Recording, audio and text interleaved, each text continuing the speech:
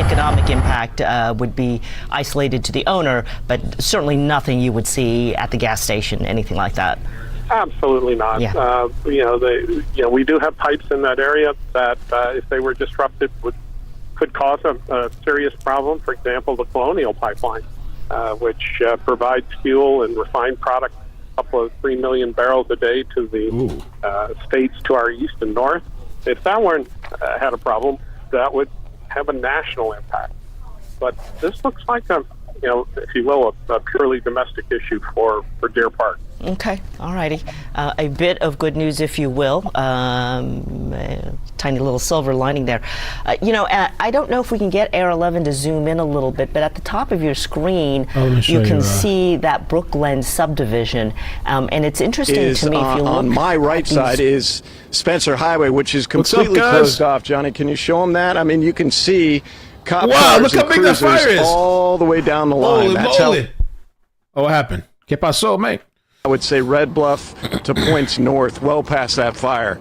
And in terms of power outages, it would appear to me that some of these businesses are definitely lacking power, including the Starbucks right across the street. On my left, screen right, would be San Jacinto College. This area right here is in a shelter in place. And in fact, a police officer just came by telling us not to go a step further than where we are right now. So this is as close as we're getting to the fire from this point, which is just fine by me. But right here, the activity overwhelmingly is emergency crews. They're racing up and down, coming from and going to the fire. See, on the opposite side of the road is, because just 2 lights down, you can see it's completely closed off, and they're actually rerouting people back this way around away from the fire, and that would make sense. We're going to try to get a little more information for you from San Jac College and get right back to you. For now, we're live on the east side. I'm Joel Eisenbaum, KPRC 2 News. Okay, what's up, everybody? Welcome. There's some type of fire going on in Texas. Pipeline fire. I'm going to see if I can get some more information on this. This is, let's see. Today, this is live. This is large pipeline fire near Spencer Highway in Deer Park area. What the? When you say that's coming a little this way, John, but there's not a lot of wind in the air. I mean, it's hot, humid, and that's that normal Houston mugginess with not a lot of air movement, at least where I'm standing, although there goes a slight breeze. But the scene here is really, I would say, controlled chaos. I can't even count the number of emergency vehicles I can see from right here. But I guess in a classic sense, you'd say we're just downwind from it, maybe 1.5 miles or 2 miles, Andy. Ooh, good question. Tennis.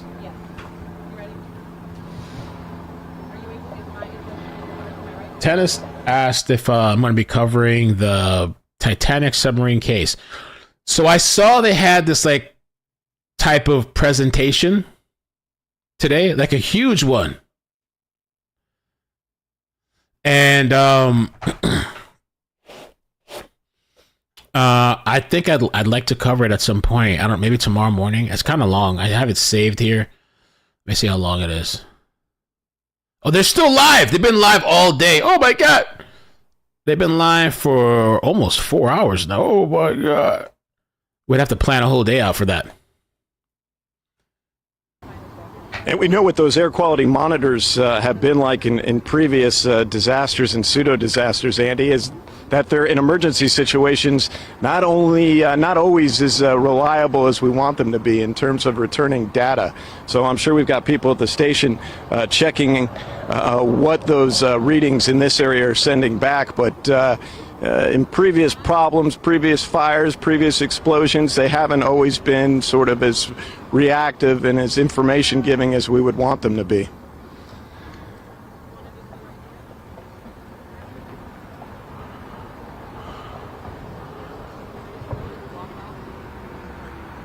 Back. Well, I mean, we ran into, the honest truth is we did run into quite a bit of traffic, but we kind of settled on that it was kind of construction traffic, we thought, off of Red Bluff. I mean, we got in here pretty quickly. We identified ourselves as media, and they kind of carted us off to the media area. I'm surrounded by reporters and photographers, you know, just a couple feet off my flanks.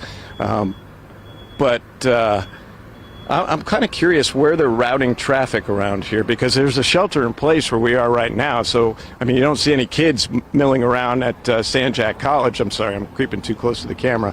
Not a lot of people out on the streets, that's for sure. What's up, everybody? Welcome. If you could hit the like button. I feel like I don't know what's going on with my hair, yo. It's just like, I don't know if this is the growing phase. I don't know what to do with it.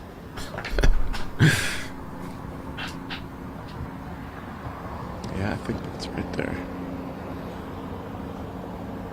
Yeah, they need to do their jobs right about now, Andy. How did this happen? And who's inhaling all this chemicals and shit? Oh, it's safe. It's an organic pipeline with organic chemicals. There are about 350 homes that are near the fire point, so there's an evacuation place in order.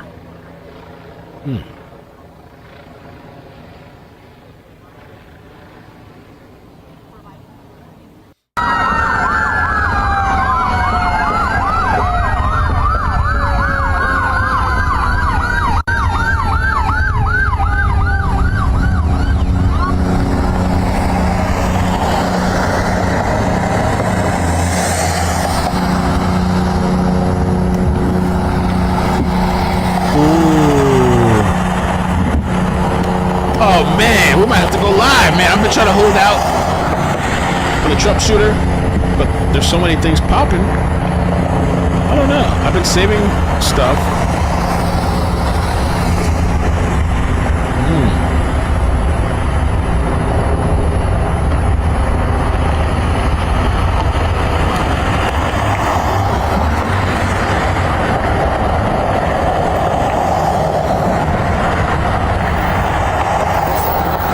High resolution enough to get down into the neighborhood level. We don't care about the weather, man. Well, maybe the air quality matters, I guess. Yeah, Laporte. This fire, but all in all, the reason why air quality is not being affected so greatly is because winds are very light, generally around 5 to 10 miles per hour. And you know, you see in the chopper shot there on the right-hand side of the screen, the smoke is not blowing around a lot, and so we're not seeing other neighborhoods impacted. There's nothing to worry about. Everything's fine. Inhale the chemicals. They say it's okay. It's fine. So inhale it. No big deal. I wonder what's up with this house, though. The house looks like it's burning. So we're not seeing it hang near the ground. We're not seeing it hang in these neighborhoods. We're not seeing it kind of hug these communities, which is the best case scenario for a situation like this. But obviously the heat very intense from this fire. If you want, we can take the chopper shot full behind me, and we can actually take a look at some of these firefighting efforts. You can see, unfortunately, a few of these homes are succumbing to the heat. This is actually just heat related. Oh, it's heat related. It's not the pipeline that's on fire, bursting in flames. I guess the heat has multiple houses on fire. Holy shit. Or Troy Kless, he's about a mostly peaceful pipeline fire burst, whatever. Here for the past hour and a half, just dousing these homes in water because the heat is so intense from this. Think about the heat from the pipeline. Okay. That makes sense. The heat from the pipeline. Yo, look at the playground. Imagine you're next to a jet of gas-fueled fire that's shooting 500 feet into the air, the amount of heat that's going to produce. Insane. So that is likely what ignited all of this grass fire here. Again, this is East Meadows Park, the playground completely torched as the grass fire spread there, and the firefighters on the ground right now, their primary concern here is to douse the back of these homes here that butt up against this grass area where the pipeline runs underneath to make sure that we don't see further damage here.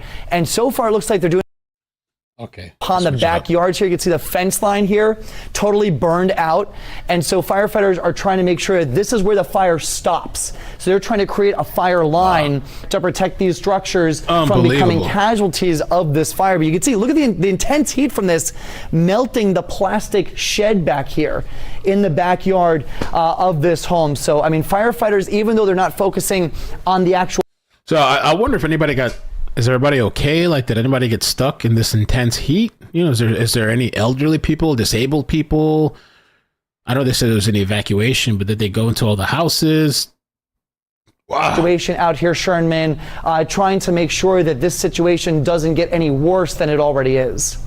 Yeah, and sad to say, it looks like the heat from that fire has now jumped to the west side of East Meadow Street, because just to the west, or the top of your screen on the other side of the street there, you can see that some of the homes have started to smoke, and firefighters are pouring water onto the rooftops there. That the Air 11 is now dipped down beyond that, past that shot. So now we are looking at Spencer Highway and some small businesses there. To the center of your screen is the pipeline fire itself.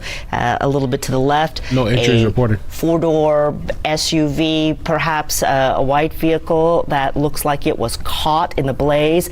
We have not heard of any injuries, thankfully, so far, so fingers crossed that continues to be the case. Setting the scene a little bit to your left, you see that East Meadows Park, a little pocket park there that divides the utility easement and this brook. They say this is in Deer Park, pipeline fire in Deer Park. Let me move this over a little bit. Deer Park. Okay. But now you can see that it has also impacted the roof line to the homes just to the west of the park, across the street of East Meadow. Steph Hernandez sending us some of this video that she shot, one of our viewers. Looks like she's relatively close, actually, to the fire. And you can see she may be in that Walmart parking lot, a little bit hard to tell, but there she is giving us a cell phone shot there of the fire going up, and Pat telling us maybe 500 feet up into the air, those flames and that smoke. But it is something that is visible for miles around. Folks driving along the local roads and the nearby beltway, no doubt clearly visible to them.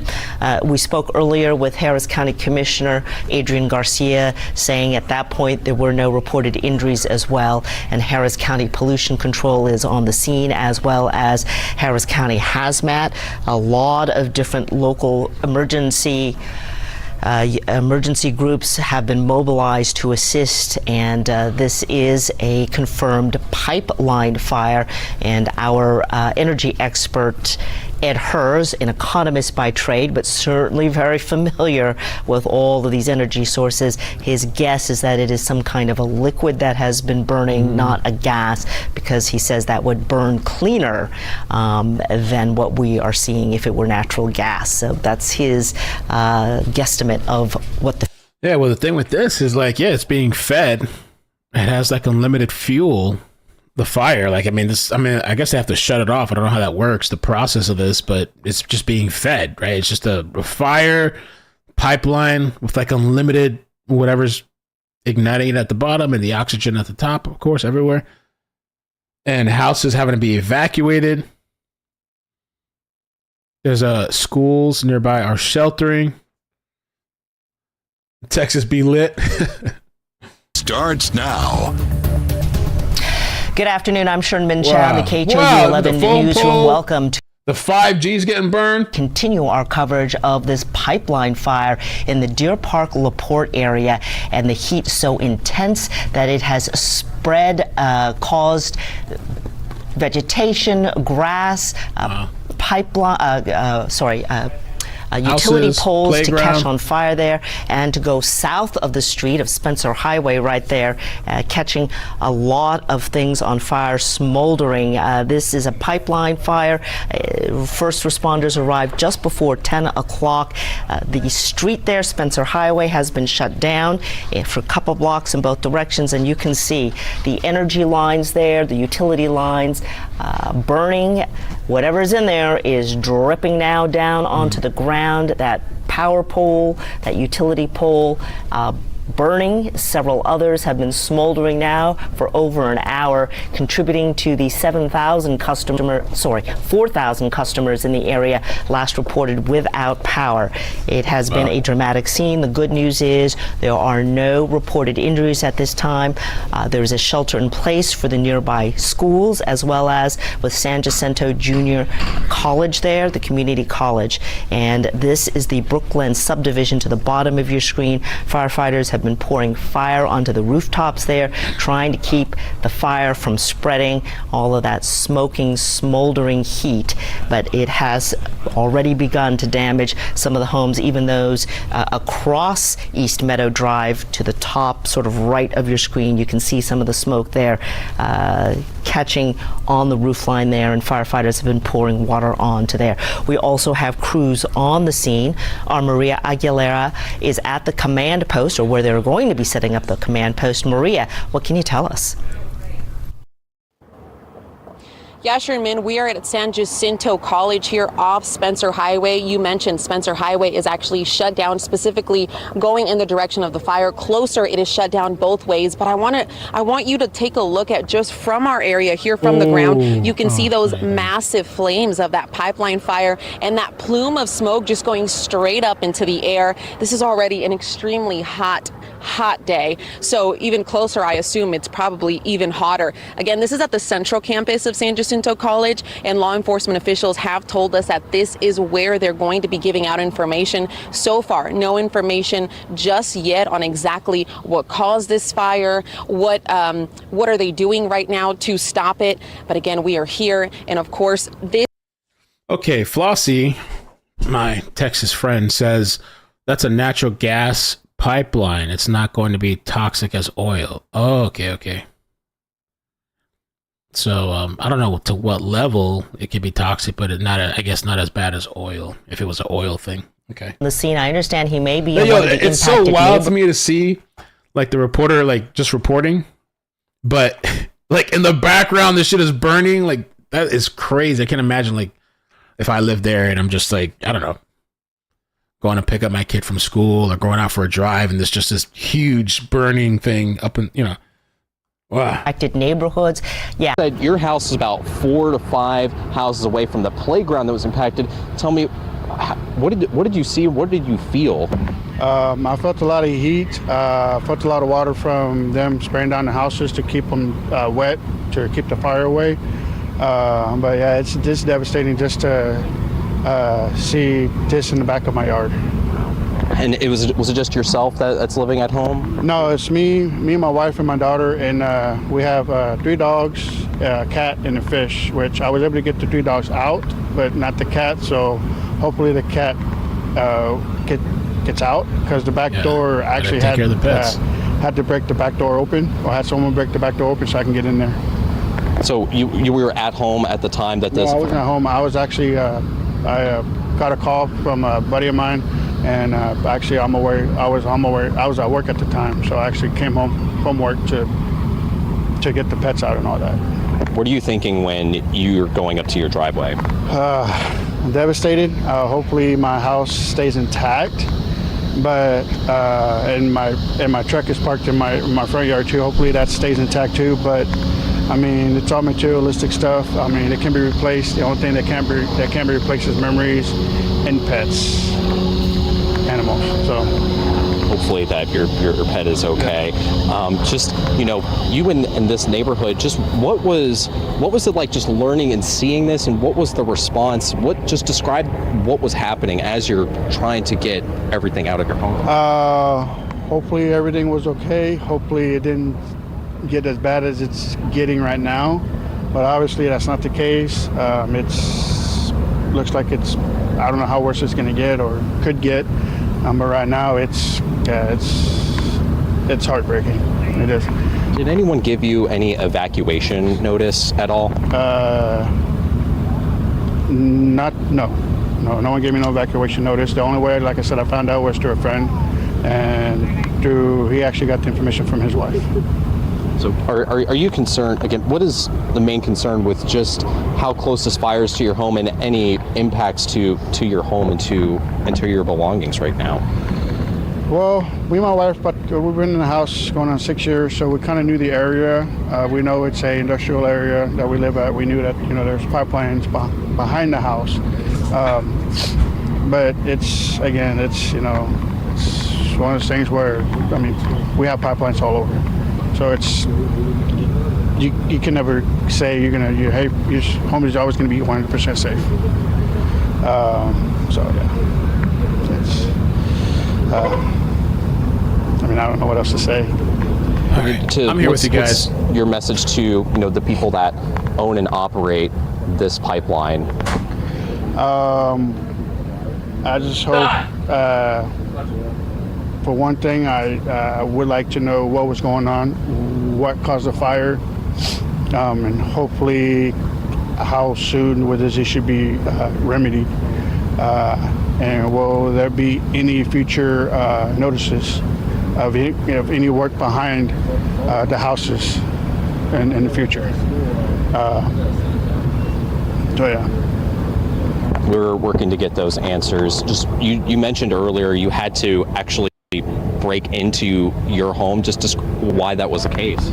For one, my wife and my daughter have the keys, the only keys to the house. I gave my key to my daughter so that she can get in, because the garage is electronic garage opening. So like if the power went out, that's why I gave her my key. That way she can get into the front door. But I didn't have the key to the back door. So yeah, that's when I had to actually ask one of the police officers to break it. So again, how long have you lived in this? Thank you for the coverage, Mel. I'm miles from the area and keeping an eye on the skies and air here. Shout out to Flossie too. Beating heart butterfly folded hands light skin tone. So when you're going and breaking into your own home, how close was the flames and what did you feel physically? I did feel the heat. The flames weren't that close yet, but I could see a little bit of char on my back fence. Like you said earlier, you're not you're concerned. You're not sure what is going to be, what damage is going to be dealt to your home. Yeah, I do not know what damage, because like I said, where they had the fire, the ladder over pretty much spraying water over my house and plus several other houses with my neighbors. So what kind of damage I'm gonna have to the roof, what kind of damage, I mean honestly, I don't know what kind of damage I'm gonna have after this is controlled, and I don't know what kind of damage I'm gonna have. You mentioned earlier, so you got out of your truck to go break into your home. Was it just, why were you not able to drive out? Or was it just a... Well, when I got here, they had already blocked the street off right here, as you can tell right there. They had already blocked it off, but I was able to ask the police if I was able to go in the house to make sure if there was anything else in there came out okay. So. What about your neighbors as well, or how many additional homes are close to that fire? I do have 2 to 3 neighbors to the left of the house, and I have like 2 to 3 neighbors to the right of the house. As far as the fire getting down to those houses, I honestly couldn't tell you. At least to the ones to the right of where I live at. But hopefully everyone's houses will be safe. But yeah, we just won't know until the whole fire gets contained and the line gets shut off.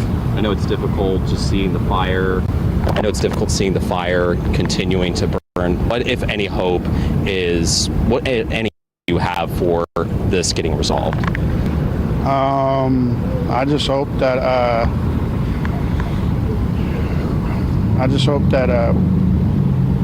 this is like a life lesson to everyone who, or not a life lesson. It's kind of hard to think of words right now, just considering got a lot going through my head right now. But I just want everyone to be safe. The firefighters, I congratulate them on doing the hard work, as well as the police department and all that. I just want everyone to come out alive, come out safe. And like I said before, houses can be rebuilt, but lives can't. Abel, I just want to say thank you so much. I can't imagine how difficult this is for you to be witnessing that firsthand, but thank you for sharing that, and we hope that that your pets and that all your loved ones and friends are safe. Yeah, thank you. Thank you. Sherman, again, you can obviously hear just how difficult this is for people that live down this street. This is where, again, as you can see, So I'm still here with you guys. I'm having to edit a video, something broke out. So I have to edit real quick and drop a video on the main channel. So I'm working on that behind the scenes. But I am listening. It's going to be a really quick, short video. But I am listening to this fire situation going on. And yeah, Lulu, thank you so much for the 5. Appreciate that. And I didn't know you were Flossie's friend, so thank you. But yeah, this is wild. This is pretty crazy. Imagine this is near you. I mean, I didn't expect to see, because it's so hot. I mean, look at that car. There's like a car that's like sizzled right next to this burning pipeline. The houses around are smoking up. There's a playground that's smoking up. I mean, just look at looks like out of a movie or something. It's just the background, just to have that in the background, the fire smoldering up into the air. There's nobody around it either. So I don't know. I wonder what the strategy is to like get this fire to stop. I mean, there's nobody near it. It's probably too hot to even get close. I don't know if they have a way to like shut it off, like the whatever's flowing through there, the gas, natural gas or whatever. Wow. I mean, the area around it is smoldering. How crazy is that, right? Line safety inspectors are now en route to the incident command center for the LaPorte pipeline fire, and that they will provide updates with their investigation as they become available. As far as they know, we want to share now some of the evacuation information related to this pipeline fire. The East Harris County Activity Center at 7340 Spencer Highway in Pasadena. It has been set up as an evacuation shelter/cooling center for those affected by the fire. At last word, about 4,000 customers were without power because of this incident in this area. We know at last check that the highs today will be reaching in the upper 90s, so that always is a concern.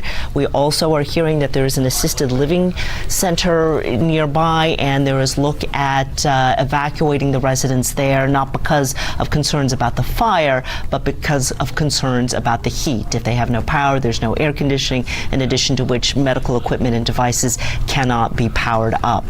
Our Pat Kavlin joining us now to talk about the fire, the weather conditions, and the air quality. Pat. I was going to say, I think the top thing on everyone's mind that lives even outside of this area is, okay, we've got this pipeline fire burning. What is this doing to our air that we're breathing? So I've pulled up a map here of Harris County. So this includes the city of Houston. The fire is burning right around here. It's equidistant along Spencer Parkway between the LaPorte Municipal Airport, which is right around here, and then Beltway 8.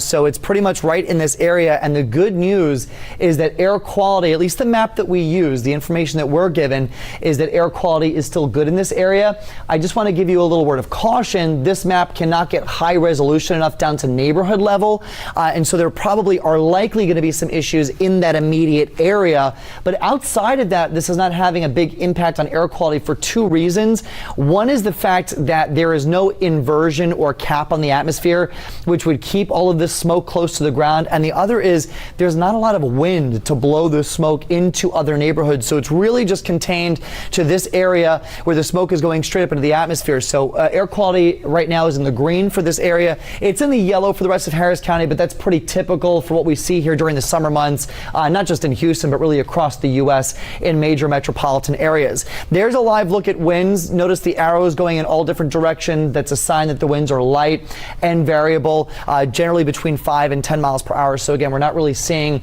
that wind blow the smoke in many different directions. If we can take the camera shot from Air 11 full behind me, we'll just kind of give you an idea of what's going on. So again, there's the pipeline fire. Here's the subdivision that Troy Kless was just doing that interview, probably from, it looks like, around this block here. And you can see what's happened is the fire is so intense that the heat actually ignited the grass around this area, even across the street. So here's Spencer Parkway. Okay, so we just got word that Deer Park ISD not impacted. This is fluid situation, live TV. Any breaking updates that I get in my ear, I'm passing along to you.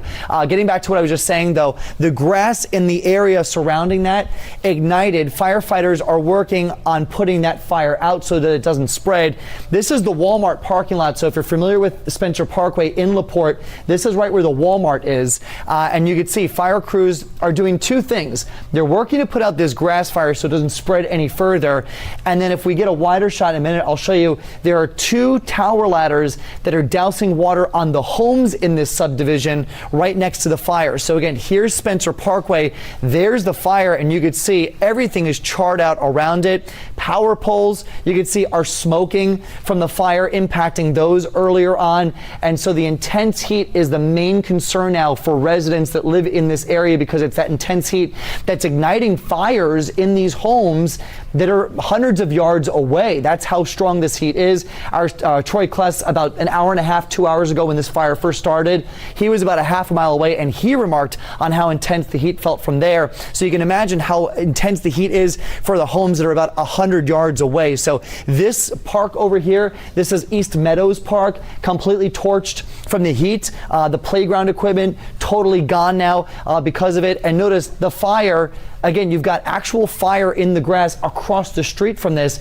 just from how intense that heat is. So fire crews out there right now trying to work on keeping this from spreading anymore. From a weather perspective, the winds are light, so we don't see that being a factor in spreading this fire. But the intense heat is really, and not the intense heat in terms of the actual air temperature, but the intense heat from this fire is making that effort very difficult for firefighters. They're putting water on the homes that are nearby, and they're also trying to stop this grass fire. But this is where the pipeline runs, right here underneath this grass. And right now we've got investigative reporter Jeremy Rogalski. He's got a bit of a more in-depth look at what the pipeline situation in this area looks like. Yeah, Pat, so we are about 2.5 hours since this fire broke out at 9:55 this morning. And one of the big takeaways is nearing 2.5 hours after, officials still do not, at least they're not officially saying, do not know what is burning here. Let's give you some perspective as to perhaps why they don't know. This is a map from the Texas Railroad Commission, commonly misidentified as someone who, a regulatory agency that is in charge of railroads. No, they're actually charged of overseeing pipelines in the state. So here's Spencer Highway to the south. Here's that Walmart that Pat was just referring to. Here is that pocket park that was on fire, the grassy area there. Now you see a bunch of green lines going from south to north.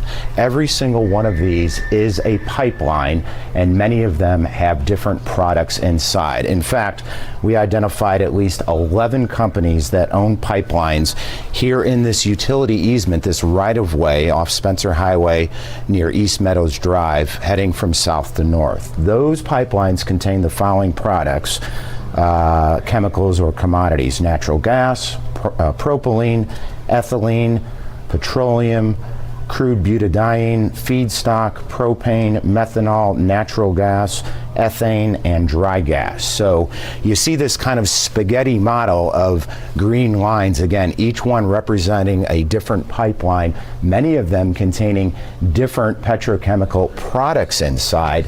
When I just got off the phone with the city of Deer Park, I said, folks, can you tell me what is burning and who owns the pipeline? They emphatically said no at this time. Obviously, it goes without saying, if you don't know what's burning, if you don't know who owns the pipeline, you're not able to find out where do we shut off the valves, as energy analyst Ed Hers was saying earlier, not being able to cut off that fuel source, the supply, to mitigate this. So it continues to burn as we approach 2.5 hours. But again, 11 companies at least owning pipelines in this area. Hard to see on this map, but all of them say highly volatile liquid, and again, at least 11 different products that could be burning inside. Hopefully we'll get official confirmation from emergency management offices in Deer Park to say, here's what's burning. We've been in contact with the company. They're working to identify where the shutoff valves are, and it's going to take this long. Right now, we don't know any of that. Sherman? All right, thanks, Jeremy. We did get word that the Railroad Commission is sending inspectors, and they're en route. So we will keep an ear to the ground on when they arrive and hope to get some information from them as well. A question a lot of folks have, and reasonably so, is what does the air quality look like because of this fire? Let's take a quick look at the Harris County Air Quality Dashboard. So sort of the bottom line on all of this is that we are in the green.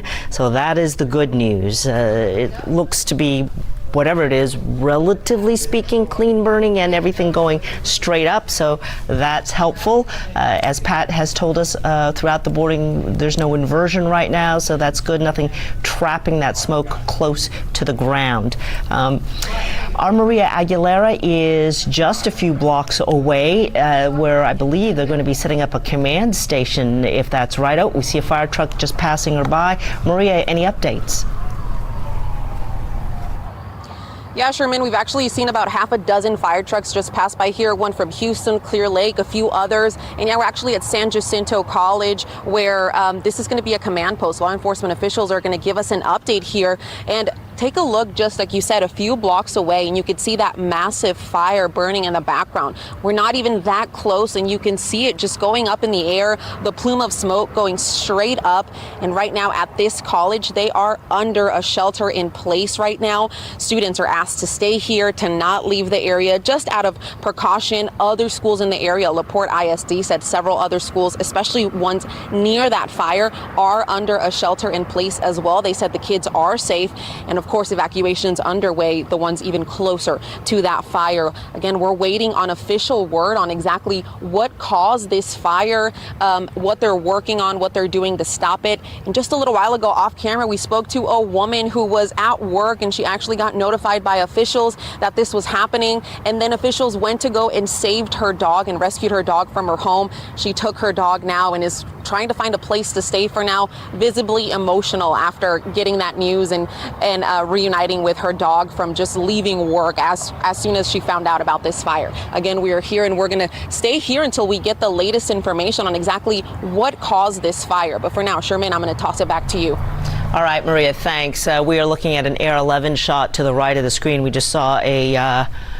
looks like a little vehicle that just made a very sharp U-turn. That may be a civilian who decided maybe he was going the wrong way. Our Troy Kless, we left him last at the Brook Glen subdivision. That's the one that borders that fire. I believe he has actually moved closer towards that pipeline fire and is joining us now. Troy, can you hear me? Sherman, thank you. Yeah, we are just on the opposite side of the fences from that nearby neighborhood, and this is our closest view that we've been able to get of the fire since we arrived here. So not only can you see the fire closer, but you can also just hear, just the amount, the fire just going up into the sky. And what we can see right now, again, we're on a clearing where this is where some of the pipelines can be accessed, and we just saw a little flash there, and it looks like a line might have just burst, possibly. We heard a loud pop, and then we could see, okay, there's the transmission lines that the bracket broke there. And we can see we're gonna probably go back into the neighborhood here. Maybe back up a little bit from that, Troy. You don't want to get too close. Maybe one of those transmission lines sparking, combusting because of the heat, perhaps. So you can see that camera moving. The pop and a flash of light on one of the transmission lines here. Again, that just shows you, again, just how intense the fire is and the nearby impacts. We were talking earlier, we can see there's a line of first responders to come down, and then we can see they are still in the area trying to, again, deal with the fire.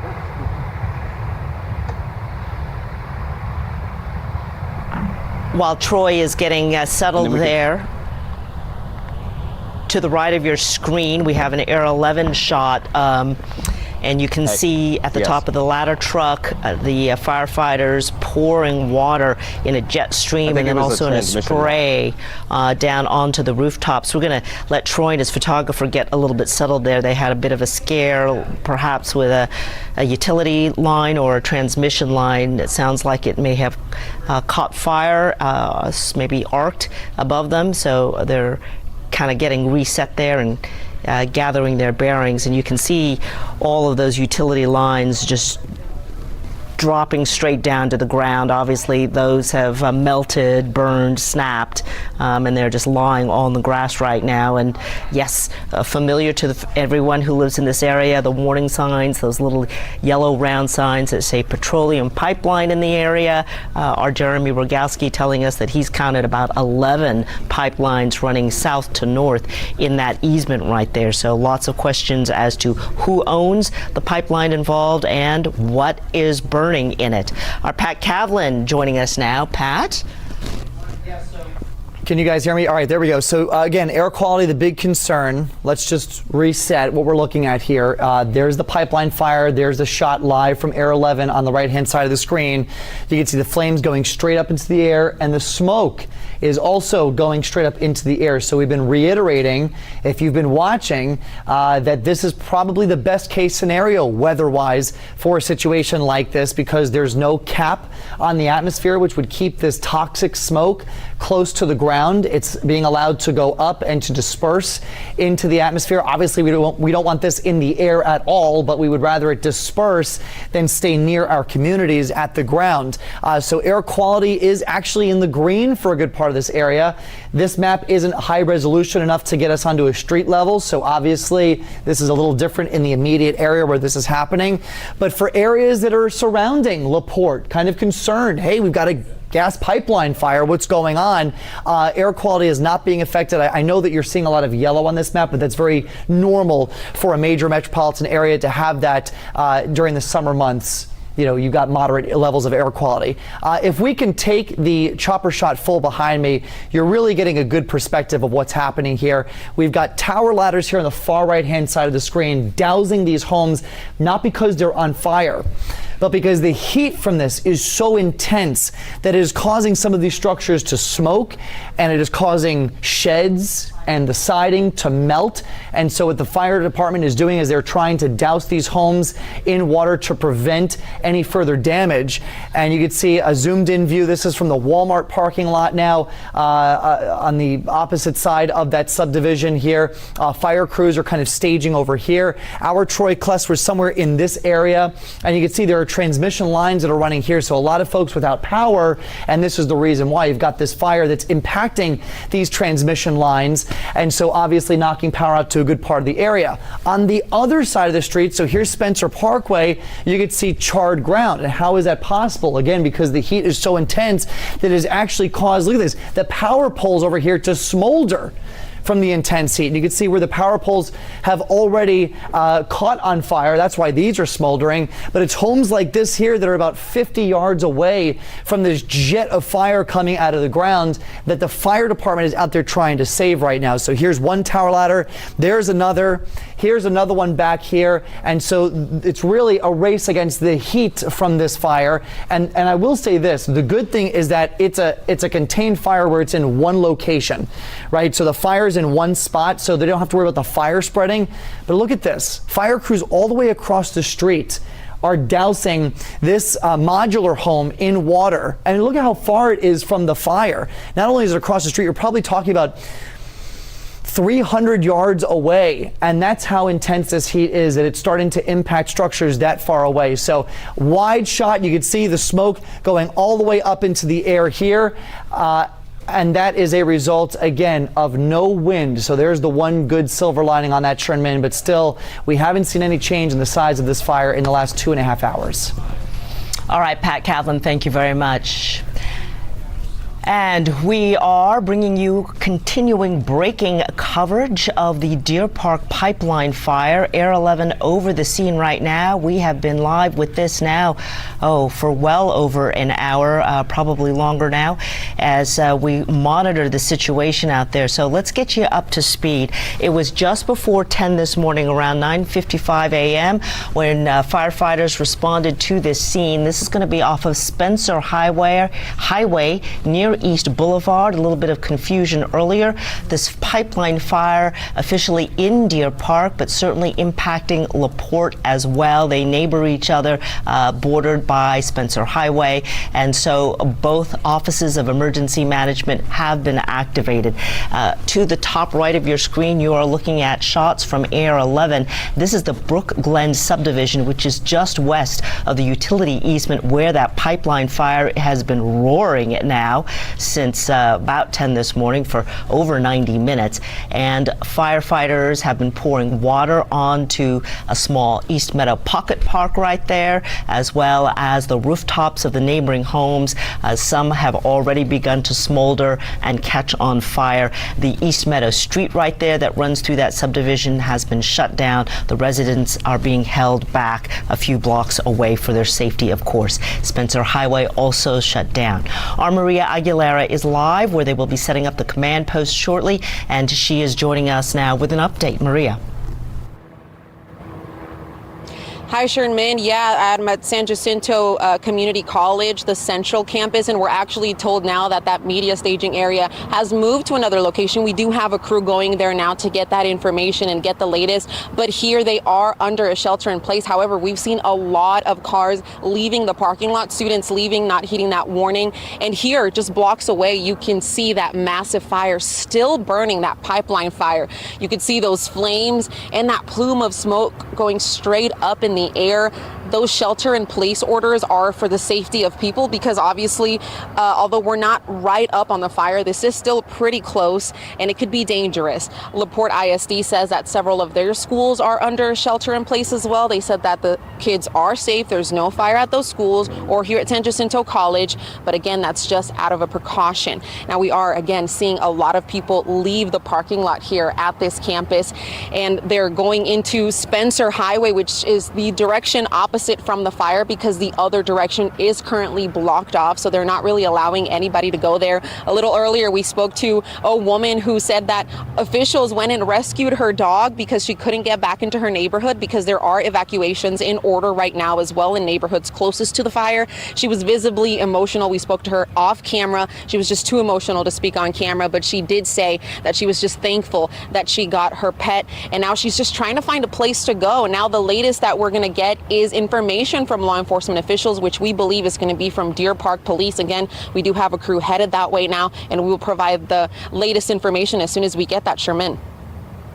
Thank you very much. To our viewers there, if you will look to the top right of your screen, there has been some new developments in the firefighting aspects here.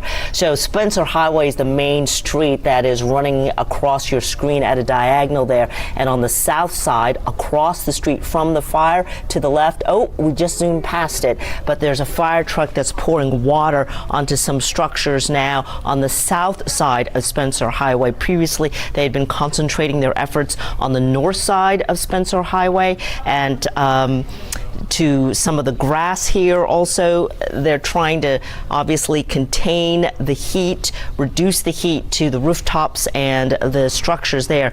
But now they're obviously worried about some structures on the south side of Spencer Highway as well. So that would be a new development in firefighter tactics and approaches. A little bit concerned. There you go. You see it's popping up now to the left-hand side on some of what may be mobile home structures there. All right, our Troy Kless is joining us again. He had moved a little bit earlier. You had a bit of a run-in with one of those power lines. You guys okay out there, Troy? Yes, Sherman, we are okay and safe, and we are back here on East Meadow Drive, which, again, this is where we can still see the fire and first responders on the ground trying to put water on the nearby homes that are in this area. I was just speaking with a woman off camera not too long ago, and she said that neighbors could hear a sound of an explosion, and soon after, you could imagine that people responding as quickly as possible. You know, we did mention that one person had to go in and get their pets. Another woman I spoke to said that she also had to break into her own home to get her dogs out. She said that the dogs were okay, but that the heat from this fire so close by might have impacted them a little bit.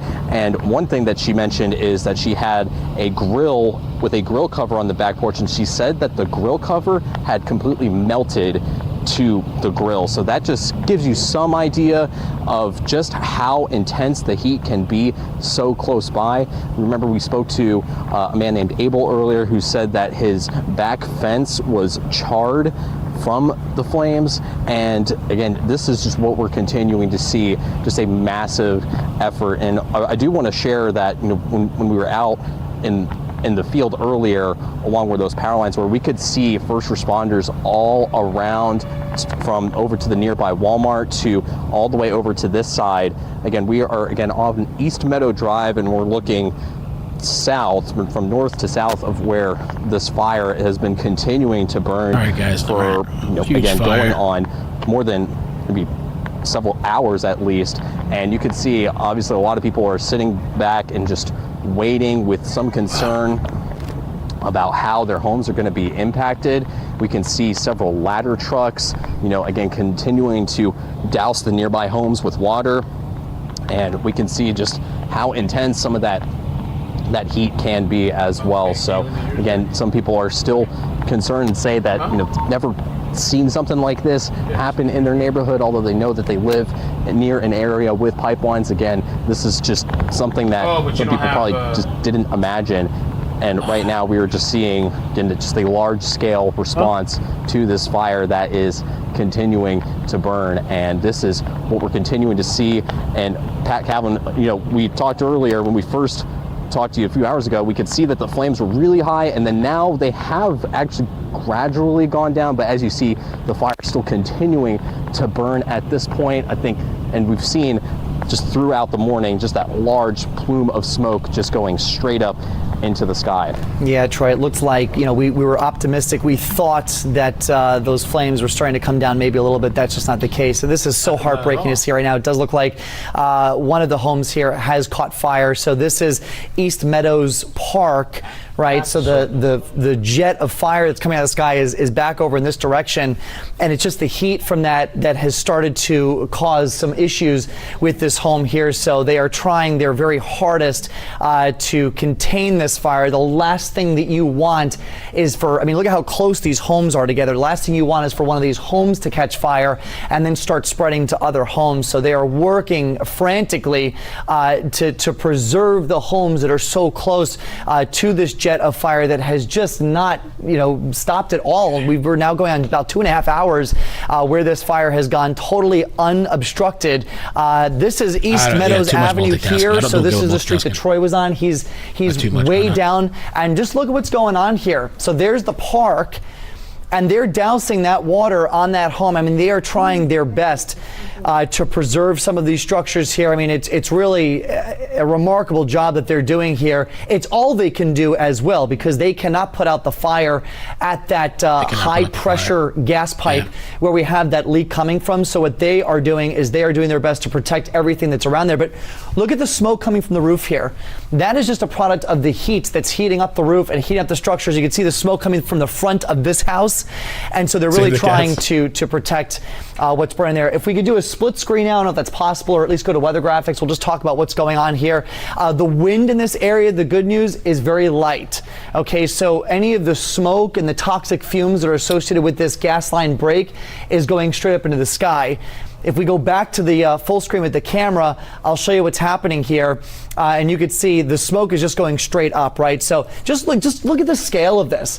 So you've got the charred ground here on one side of Spencer Highway, the charred ground going even farther on the other side. That is just from the intense heat catching the grass on fire, which unfortunately is starting to spread to some of these homes.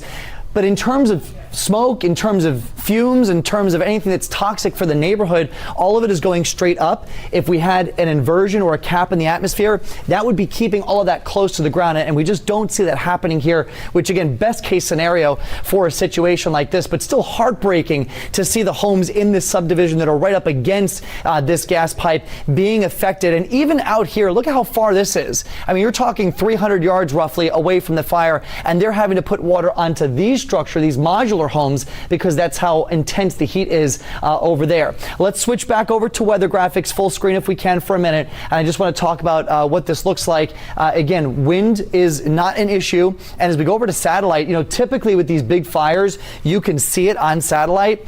So here's Pasadena, there's LaPorte, here's Spencer Highway. So the fire is right about there. And you really can't see anything. Again, smoke is not a huge concern with this fire. So areas that are surrounding it, if you're concerned about that for your family, for yourself, the best news that we can give you right now until this fire is out is that the smoke and the fumes don't seem to be a huge issue. They are monitoring the air down there, and so far everything is in the green. It seems to be a relatively clean burning fire. But as we've also reported, we don't know exactly what it is that's burning, and we're waiting to get that answer.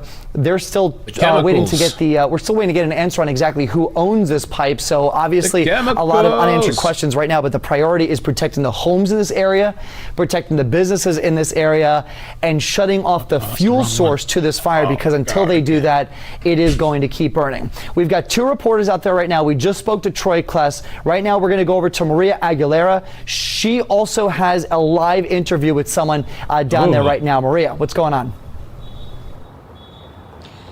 Yeah, Pat, we're actually at San Jacinto Community College, where students in just the past few minutes we've been seeing leaving the parking lot. And right now I'm actually joined by Joshua Hernandez, who is a student here. He's been attending this community college for the past 2 years.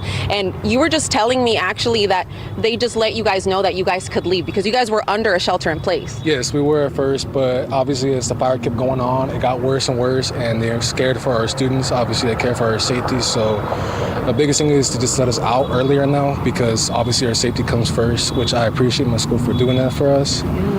Obviously this fire is getting rapidly bigger, and I see that right now, especially with the wind coming in, as you said earlier. So it's not a good thing for the situation to be happening for us.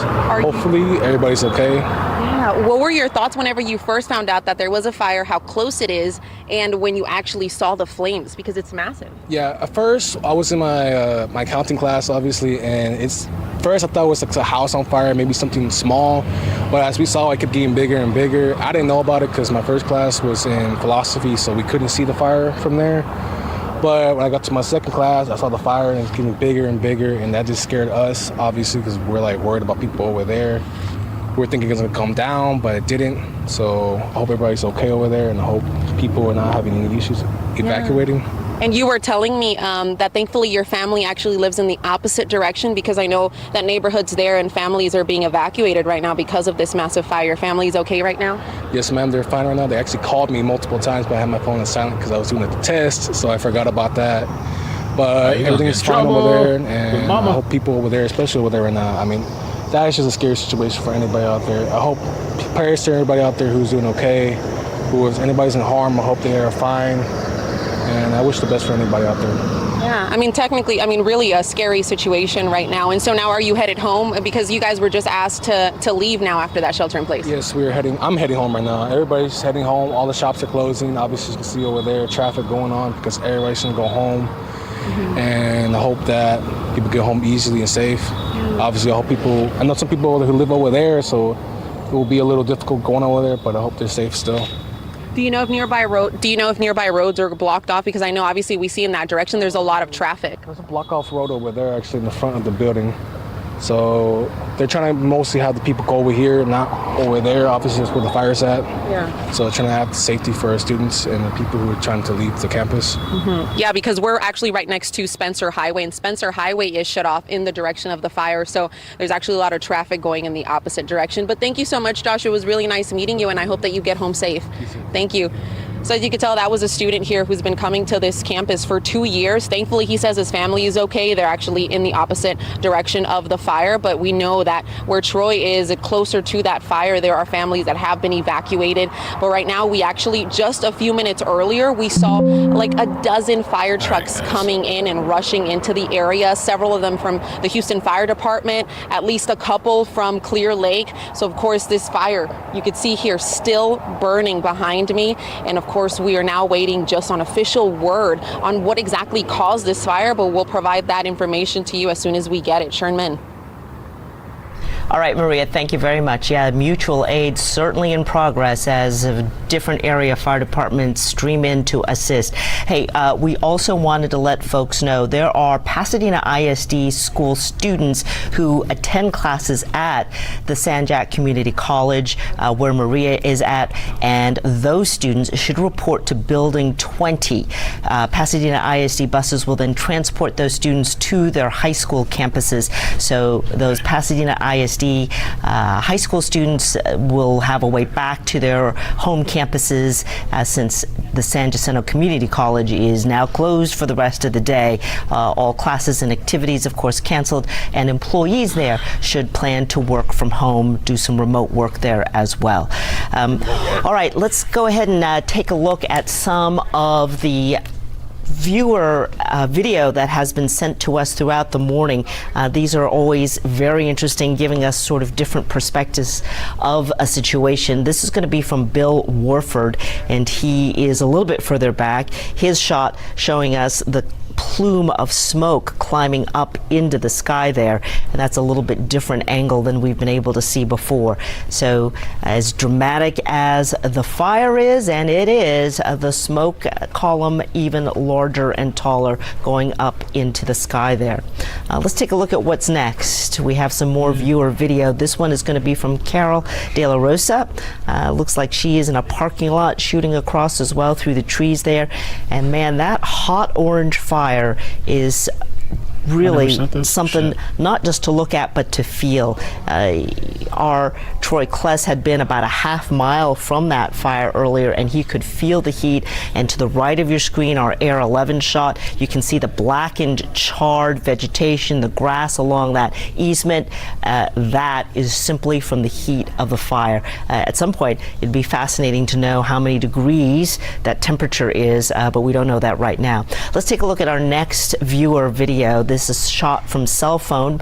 Andrea Villarreal, she is driving by. Oh, we've seen that Whataburger, which is just slightly east. Then there's the Walmart, where we know is right next to the fire, and then she is coming up onto the pipeline fire itself. Look at those trees just melted over the power lines. She is driving right past that fire. This is going to have to be obviously before authorities shut down Spencer Highway. It's been closed for a while now, so she obviously got there a little bit earlier. But that's really dramatic. Look at the canopy of those big trees, just melted over like so much wax onto the power lines.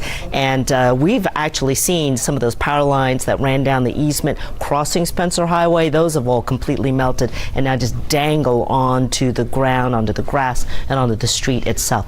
All right, our last piece of video now is from Billy Warford. Yeah, we saw that a little bit earlier as well. So big column of smoke going up into the sky. Wow, look at that. How dramatic, just pouring straight up into the sky there, like a top or a cap almost that just keeps going from this pipeline fire. That began sometime before 10 this morning. To the right of your screen, you'll continue to look at Air 11 shots, the Brook Glen subdivision on the right of that fire, and despite the best efforts of firefighters there to protect the homes, and they probably have prevented a lot of damage, but some of the homes have been lost. And you can see the smoke there. The water is actually pouring through the gap in the roof now because the fire, the smoke has burned it through. All right, we are going now, I think, to Troy Kless, who has another resident there in the Brook Glen subdivision. Troy. Yes, that's right, Sherman. Thank you. So I am here with Jennifer, who was home at the time, and you were just telling me, what did you hear? What did you notice? We were in the closet in the master bedroom, so we didn't have any windows where we were at, but we heard like a big kind of a rattling and a bang. It sounded like something upstairs had fallen.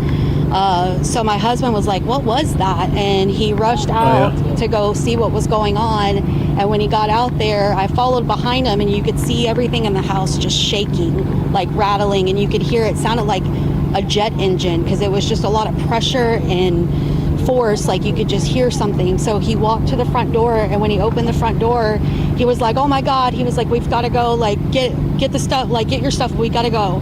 So we ran and find the keys to the car, tried to get out. We tried to grab our dogs, and they took off on us. But fortunately, one of the police officers was able to get my sister-in-law back into the neighborhood to retrieve them. So we've got them now. But it just sounded, we thought that an airplane had crashed. That's how bad it wasn't even, we didn't hear an actual explosion. It was just, as soon as we walked out, we could see fire. And it was just a terrible sound, just a terrible sound. How are you feeling after experiencing all this? My nerves are shot, definitely. I've, just been, my biggest fear was we couldn't find my father-in-law. So he had left about 20 minutes before all this occurred, and once we started calling him, we were in fear that he may have been on the other side at the Walmart in that parking lot, and we were just worried that he wasn't answering the phone, but luckily we were able to track him down and find him. So since then, things have calmed down a little bit for us, and we were, knowing that we have our pets and we're here and we're safe, things are a little bit better, but definitely my nerves are shot today. I can't even imagine how close is, we'll step out of the way here for the fire truck to come by. How close is your home to the fire? So we're about 60 yards from the fire. Like there's a park across the street from us, and that park is directly behind where the explosion happened, and it was already on fire when we were trying to leave the house. And then right now, from what they've told us, the fire has jumped and it is burning, or something is smoking on the other side of the street, next about 2 doors down from where our house is at. So we're not sure exactly how close it is to our house, but definitely about 60 yards from where the explosion happened. You able to get all of your loved ones, your pets, out of your home safe? How concerned are you for your home right now? Homes, they can be replaced. The things, there are some sentimental things in there from my nephew that passed away a few years ago. And definitely that's not something that we want to lose. But just knowing that we're all safe and that our pets are safe, like that's the biggest relief. Material things can be replaced, but lives cannot, Lives can be, we're all here, we're all safe, and that is the most important thing at the end of the day. I know, so you being so close and seeing this firsthand and hearing it, what was the response like when this fire occurred, from what you could see? I really couldn't, I tried immediately whenever we walked out the front door and saw what was going on. I tried immediately calling 911, but I don't know if it was just from the explosion, but I wasn't able to get through. So as soon as I dialed 911, it just cut the phone off. And then we saw that there was no power. So then 911 started calling me back, but it was putting me on hold. So they were like, we received a call from you, please go through the prompts, and if you have an emergency, press 1. Right back. And I would do that, but it was just leaving me on an internal loop, so I hung up. But within probably the time that we got in our car and left, through the back of the neighborhood, we could already hear the first responders with the sirens coming, but we just, I don't think they knew what was going to happen once they got there, so definitely it seems we've kind of been driving around town because we had to go get stuff that we didn't have, but we've seen, first responders from all areas, from LaPorte, from Pasadena, coming on all directions this way to respond to what's going on over here. So just tell me, again, you mentioned your home 60 yards away from where the fire is still burning at this point. Just describe to me when you see describe what you saw when you walked out of your home. I basically just saw a huge flame, and there was also one thing that's not happening right now that was happening when the explosion first happened. Is there was brown smoke burning to the side of where the black smoke was. So I'm not sure exactly what that was, but that was another reason that we're this is a colored smoke, and definitely don't want to be anything around burning that's colored. So, our initial reaction was to try to get out of there as fast as possible. But the flame, it seems to be almost at the same as it was when it first happened as it is now. So I'm not sure that it's changed much. It seems like at times it gets bigger, but it was definitely as high as it is right now in the sky whenever it first happened. So definitely a jolting experience, walking out of your front door. Jennifer, we appreciate you sharing that experience as well. We hope that, that again, we're glad that your family and that your loved ones are safe, and we appreciate that as well. So, Sherman, just want to say thank you again for, again, this is what we're continuing to see right now here, that, again, just this fire continuing to burn. And again, you just heard Jennifer mention her home was 60 yards away, and she said it sounded like a jet engine was powering up, that you could just feel the pressure, or you could hear that pressure. So again, we are just continuing to watch the response here, and so we'll Sherman will send it back to you, and we'll keep you posted as things develop here within this neighborhood. All right, Troy Kliss, thanks. Out in the Brook Glen neighborhood there. We're back here in the KHOU 11 newsroom. Sherman Chow joined by Rekha Mudaraj and investigative reporter Jeremy Rogowski. You know who owns the pipeline and what is burning. 3 hours after the fire broke out. Yes, we do. The product burning is natural gas, and the company who owns the line is Energy Transfer. That is the company, and I'm reading a statement now from the Media Relations Department at Energy Transfer. They said that this occurred at a valve station, and the pipeline was a 20-inch natural gas liquids line that resulted in the fire. No reports of injuries, the company says. A couple other points of note. They say that the line has been isolated so that the residual product can burn itself out safely.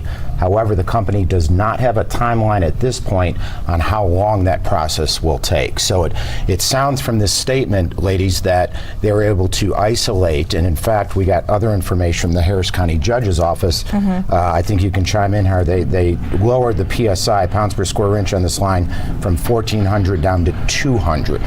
So hopefully, as time goes on here in short order, we're going to begin to see that towering flame decrease. Yeah. One other point in this statement from, again, the company Energy Transfer about this 20-inch natural gas line. The company says, quote, "We are aware of early reports indicating that an unknown passenger car entered our right-of-way and struck the valve location." So the company's not confirming that's the case, but saying, quote, again, "We are aware of early reports that perhaps some passerby car struck that valve at this location." And that is a vehicle that we saw in very close proximity to that pipeline. And it was completely charred. Completely charred, yeah. And I'm wondering if maybe we can ask Air 11 if they can zoom in, the helicopter can zoom in just a little bit so folks can see that vehicle, because the front of the vehicle, you can see it had collapsed. It looked like it was impacted by the explosion. So the front, the hood crumpled, charred black, smoking. And so very interesting ugly. to see it so close to that line as well. I don't think we expected that. It's a very new information here from Jeremy Rogowski. It's saying that we now know, several hours later, that it's Energy Transfer that owns it. We knew that there were about 11 pipelines along that easement, right? So it was probably particularly difficult to identify. Yeah, you'll recall that map from the Railroad Commission was sort of a spaghetti model, if you were, with a bunch of green lines. We identified at least 11 companies. And how we got this information is we reached out to them all. Myself and our investigative producer, and several people said, "No, that's not us, that's not us," and we just kept going down. There's that list. You can see all those green squiggly lines. Each one represents a different pipeline, many of which contain a different chemical product or petroleum product in there. But again, we now know a 20-inch natural gas liquids line owned by Energy Transfer, and we're going to be digging into this company as well. But the company, again, saying it appears that this was an act, or at least they're aware of early reports that an unknown passenger car entered the right-of-way. It's interesting, if we can go to a wide shot here, we've been looking at this from Area 11, ladies, is that Spencer Highway is just to the south of this location, and it doesn't appear to be more than, what would you say, 50 yards, perhaps 100 yards. So the obvious question is, what was a car doing there, right? Yeah, and we're reporting no injuries at this time, but it's unclear who was in the car, what was happening there. So I'm sure more information will develop in the coming hours. But at least we now know the company and the gas that is burning. Correct. And again, the line, and to quote the company, has been isolated so that the residual product in the line can safely burn itself out. Additional information coming from Harris County Judge Lena Hidalgo's office, who spoke with Deer Park's Mayor Jerry Mouton.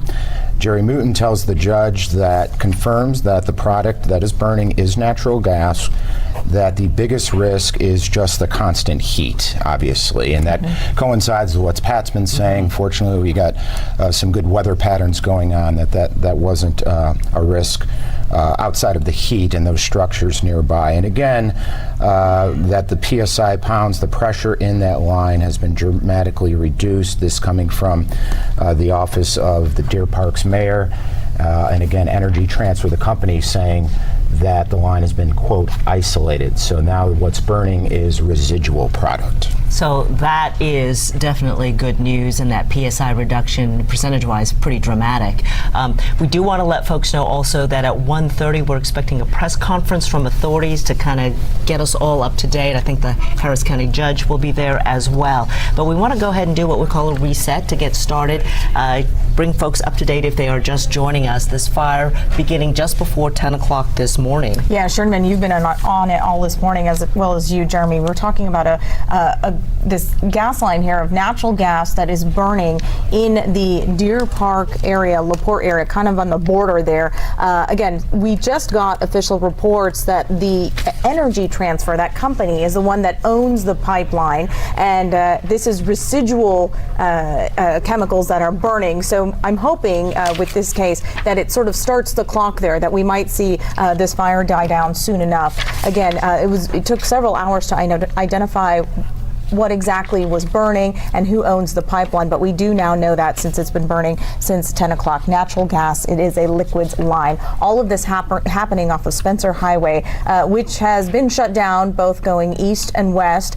The fire, again, burning near LaPorte Municipal Airport and Beltway 8, very close to a Walmart and an H-E-B there. A lot of folks in the area heard that blast. We heard from Troy Kless, who's in a neighborhood which I believe is just west of where this is burning. The woman said it sounded like a jet engine. She thought a plane had crashed in the area. She ran outside and she saw the flames. So very scary for folks there. And folks in that specific neighborhood, Brookland neighborhood, have been told to evacuate. So folks were grabbing family members, pets, loved ones to get out of the area as quickly as possible. There are homes that back up to where that line is right now, where we understand that fences have burned. And Sherman's got something right there that she wanted to show us. Yeah, we had been talking earlier, the company reporting that they had heard reports of a civilian vehicle. Oh, it just dipped down below the bottom of your screen there, but that was that white car that we were talking about. Yep, it's pulled back a little bit here. So I'm going to presume that that is the vehicle they were referring to, a civilian car that somehow managed to get entry into that utility easement, and the early reports was that it struck something there. All of this is what we are hearing for the moment, but don't know, nothing fully confirmed yet. But certainly that has been a question throughout the morning, because the aerial shots have shown us this vehicle, maybe an SUV, so close to that pipeline fire, that tornado of gushing, now we know, natural gas and the flames, and the state of the car would suggest that it was caught in the initial explosion and the fire. So we should also say there are no reports of any injuries, but just did want to point that out. That obviously a very big question, how did it start? Could change. Yes, yeah, and was this vehicle involved or not? Yeah, absolutely. And they called it a civilian vehicle, but again, we don't I guess maybe they're trying to differentiate that it's not a vehicle with the company and perhaps someone doing maintenance in the area. Hopefully we'll get more information from officials when around 1:30 when they say they are going to speak with reporters. It seems like this company, Energy Transfer, is trying to distinguish that is not an employee or a contractor. That would be our translation of their verbiage, which is civilian. So we do have also, just to let folks know, a evacuation shelter. This is going to be on Spencer Highway 7340. It's the Harris County Activity Center. It's an evacuation center and a cooling center because last I saw, we're expecting about a high of 97 degrees. It is going to be hot. And if you don't have any AC, that's going to be an issue, especially if you may have a compromised health issue or are elderly. And you mentioned an assisted living facility in the area as well that was taking folks out of there. A quick update from Harris County Precinct 2 as of 1 p.m., so about 5 minutes ago, saying the intensity of the fire appears to be decreasing, which I actually noticed as well. I know initially when this started, when this flared up, the flames seemed much higher even from Air 11, but now it does look like it is decreasing, and Harris County Precinct 2 has confirmed that. Precinct 2 is also transporting 15 residents from that senior living facility that we just mentioned, and also the East Harris County Activity Center is actually open to anyone who needs to shelter away from this emergency. We know that the college there was sheltering place, although Maria Aguilera, our reporter on the ground, was reporting that folks were just getting in their car and trying to get out. Difficult situation when you consider that Spencer Highway was closed going both ways. But speaking of which, let's go to Maria. She is on the ground right now. She's been talking all morning about this, so I'm sure we're very worried when they saw those flames. Maria. Yeah, Rika, we're here at San Jacinto Community College, the central campus, where students have been advised that the campus is now closed. They were previously under a shelter-in-place order. Now they have been asked to leave, and the campus is closed for the rest of the day. I'm actually joined here by a student. Her name is Beira Cornejo, and this is your first year at this campus. And you were telling me that when you got here just around 10 a.m., you actually saw the flames. Talk to me about that. Yes, I was parking my car, and we saw the big old flames, and we thought, well, everybody was saying it was just like a pipe issue or whatever, but then once we got in the building, everybody started like panicking and taking pictures of the flames and stuff like that. And what were you thinking whenever you saw it? Did you think it was a lot less than it actually turned out to be? I thought it was a lot less because I thought it was just like the apartment buildings, and I didn't think it was going to be that bad, but once we started getting updates from the school, they said that we were on lockdown and it was more dangerous than what we thought it was. And you said that the lights were actually flickering and that some buildings actually turned off the power, because we had been hearing reports of power outages, a lot of them actually in the area closest to the fire. Yes, getting into my first class, that's when the lights turned off. And then coming out right now on my last class, the lights were flickering a lot. And who actually, you drove here to campus, or how are you getting home now? Yes, I drove here to campus with my friend, and I am now leaving with my sister. And you said that your family is actually not in danger and they're not near that fire at all. Talk to me about where they are. No, they are in Pasadena home. They're safe for now. And how do you feel just knowing that this was so close, that you were arriving here on campus, and that this is so close to that fire, and that you guys had to go under a shelter in place? I was kind of scared because I didn't know if it was going to spread. I don't know those kind of things. But, talking to everybody, they're just like trying to calm you down, saying it's not going to spread, it's not going to get worse. And, first we were talking a little earlier about the concerns of the air quality, and we did hear that it's a natural gas line. Does that make you feel a little better? Yes, that makes me feel a lot better. We're not breathing all those chemicals.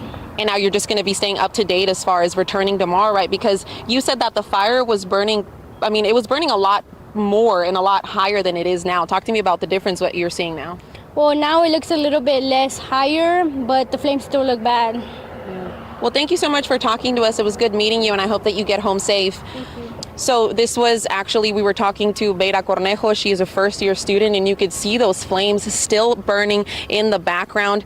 And we mentioned earlier that, we're at San Jacinto Community College. This was initially supposed to be a command post for us to get information from law enforcement. That actually has since moved to Deer Park Police Department, where they're going to be giving more information on exactly what caused this fire. I know that we've been hearing reports of what may have caused it, but of course we're going to get that information hopefully soon. soon. For now, we're seeing the campus empty out, and that parking lot to my left over there was full, but now it's starting to empty out, and there is some traffic in the area. Just to my right, this is Spencer Highway, and it is shut down, especially going towards the fire. You could see vehicles over there, law enforcement vehicles that are in that area, and they're actually blocking that street, and they're blocking it in the opposite direction as well. Just a little while earlier, we did see about a dozen fire trucks coming in. Because of this massive fire, mutual aid is something that is usually needed, and we did see Houston Fire Department, we saw Clear Lake Fire Department, just to name a few. But of course, we're just going to stay here and get you as much information as we can. We know this is continuing coverage as this is still developing and that massive fire is still burning and those plumes still going in the air. But for now, I'm going to toss it back to you in studio. All right. And I'll take it from there. Maria, thank you so much for that live report. Live look here from Air 11. I mean, what a sight. If you're just joining us, we've got this pipeline fire here. This is in Deer Park. Here's Spencer Parkway right here. And then this is a subdivision that has been significantly impacted from the heat of this fire. You can see the fire has been very contained just to the valve that the gas is coming out of. But just in the subdivision, look at the homes that are now smoldering. The grass all around this totally burned out. Tower ladders trying desperately to keep these homes from burning, but we've got one that's smoldering here, another one with smoke coming out over here, and then farther up the road we've had tower ladders putting water on these homes here.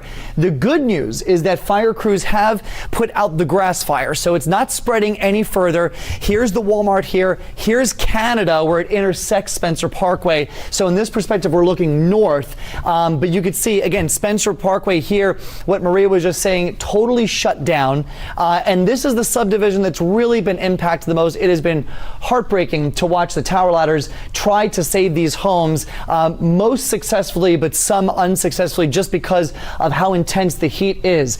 So the fire in the grass that started 3 hours ago when this fire first happened was just a result of the intense heat, and that continued to spread. Notice this is East Meadows Park here. There's a playground right here. This is for the subdivision. This has totally been burned out, and that intense heat from this fire has caused some other issues and even fires with the homes nearby. So tower ladders continuing to douse any hot spots nearby this area. The good news that I can tell you from a weather perspective is that air quality remains okay. Harris County pollution is down there monitoring the situation.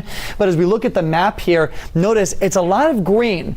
Now, granted, this map isn't high resolution enough to get us onto a neighborhood level, but because there's no inversion, and as you look at the Air 11 shot, that smoke is just going straight up into the atmosphere. Because we don't have a cap in the atmosphere, which would keep the smoke and the toxic fumes associated with this fire close to the ground, we're not seeing any big issues, not just for the immediate area, but for surrounding towns. So if you live anywhere in this area, we're not seeing any issues in terms of health or air quality. But of course, the immediate area is still under that evacuation as this fire continues to burn. So guys, still a very active scene here. Hopefully this starts to burn itself out pretty soon. All right, Pat. Yeah, that is the hope. And the company here who owns that pipeline, Energy Transfer. Thank you. Energy Transfer, saying that it has reduced the PSI from 1,400 down to 200. So that's the good news. So the fuel source is much reduced, but it's still flowing now at 200 PSI. Yeah, absolutely. And we're optimistic when we hear that it's burning residual fuel now. So hopefully this flame will get smaller and smaller much sooner. And it does look much different from just a few hours ago. Let's go live now to Troy Kless, who's speaking to folks in the area who have dealt with this all morning. Troy. There's every now and then disasters, problems. Companies don't want this either. It's a lot of bad press, a lot of problems. So like, it's normally not a big deal, and we back up. My backyard is on the pipeline, and it's nice, quiet neighbors. Is your house smoking? Is there any danger that your house will be on fire? I don't know. If it dies down, I'll be okay. If it stays active, if the grass fire keeps coming up, I might have a bad night. We'll kind of figure that out. First step was get the dog out. Have you had any issues in this area before? Not here. Like, there've been the big fires that big media's covered. but the ITC fire in 16, 18, something like that. How were you alerted today?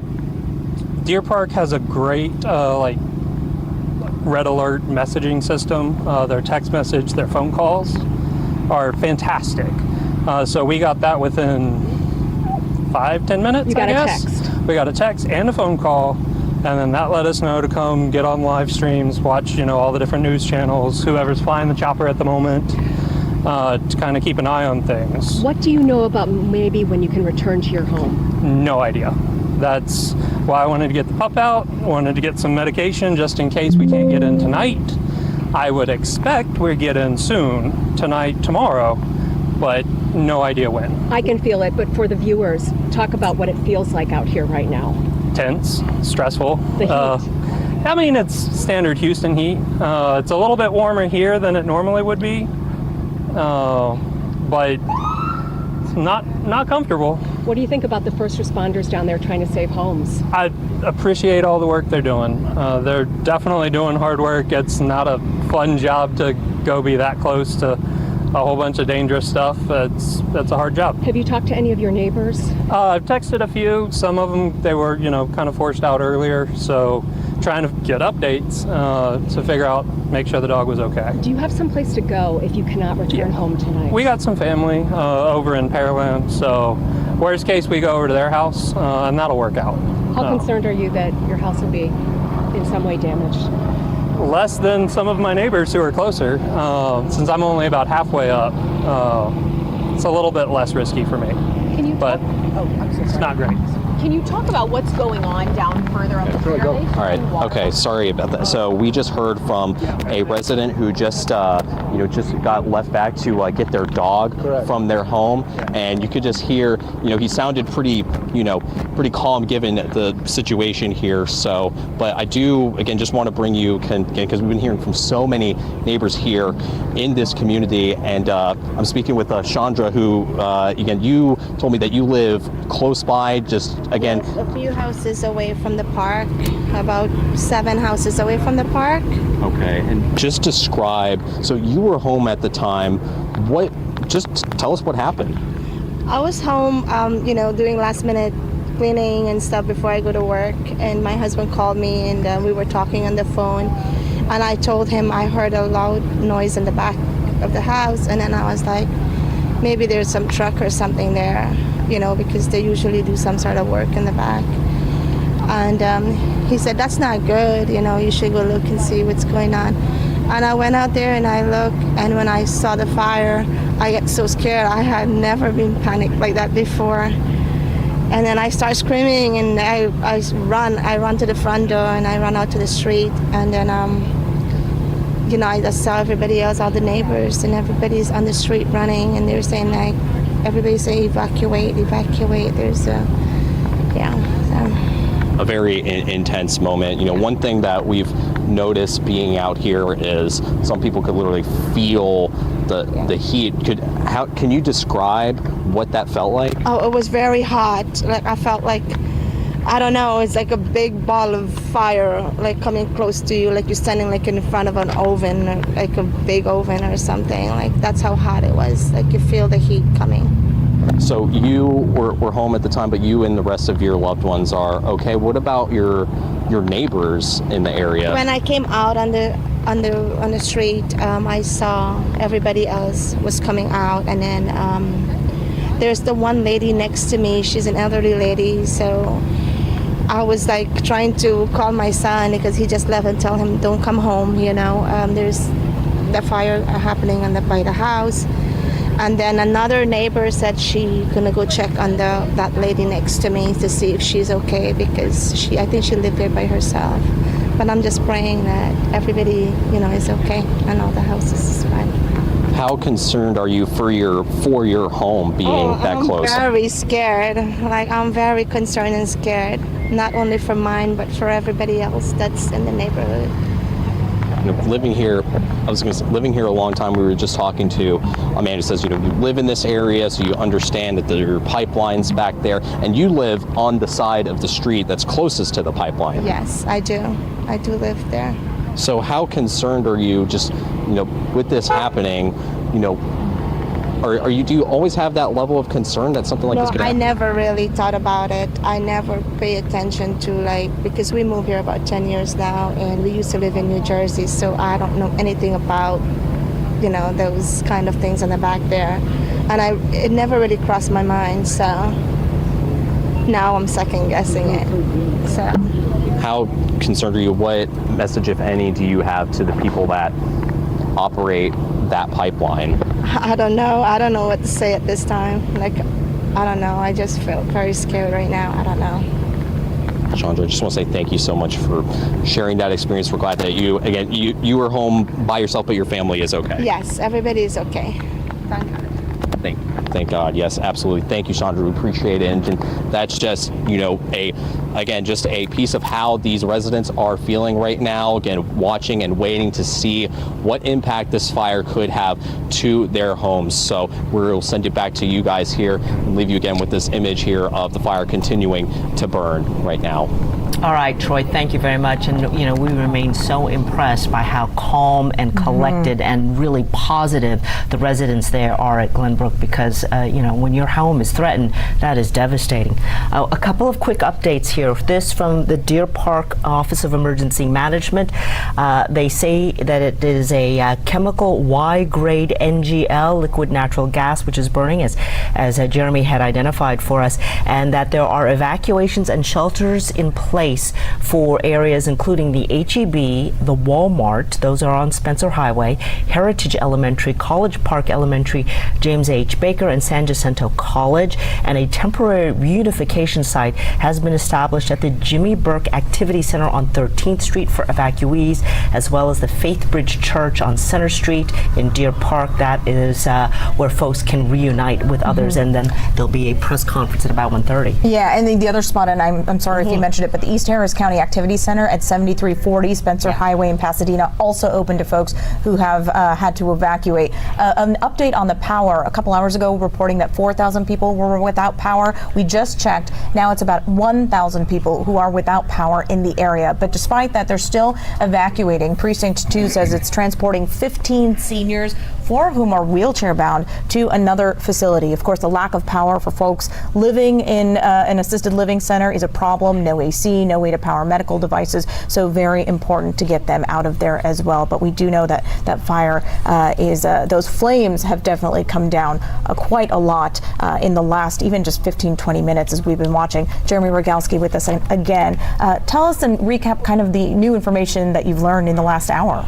So the company that owns this line is a company by the name of Energy Transfer, and they confirmed this was a 20-inch liquid natural gas line that caught fire at a valve station just to the north of Spencer Highway there.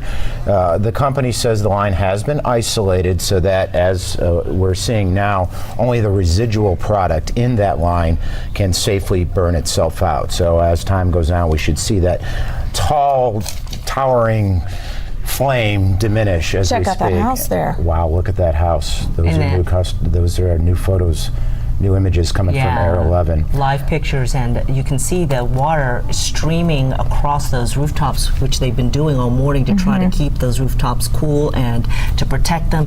But the heat itself so powerful that it is combusting these roofs across the street. There's a good perspective shot. You have just off to the east the valve and the fire. There's the edge of that East Meadows Park. It's a little pocket park you've been talking about all this morning. And then I think it's called the Brooklyn neighborhood, that row of homes in that small subdivision. And it really does speak to the intense heat. You're talking a couple hundred yards away, and that roof caught fire.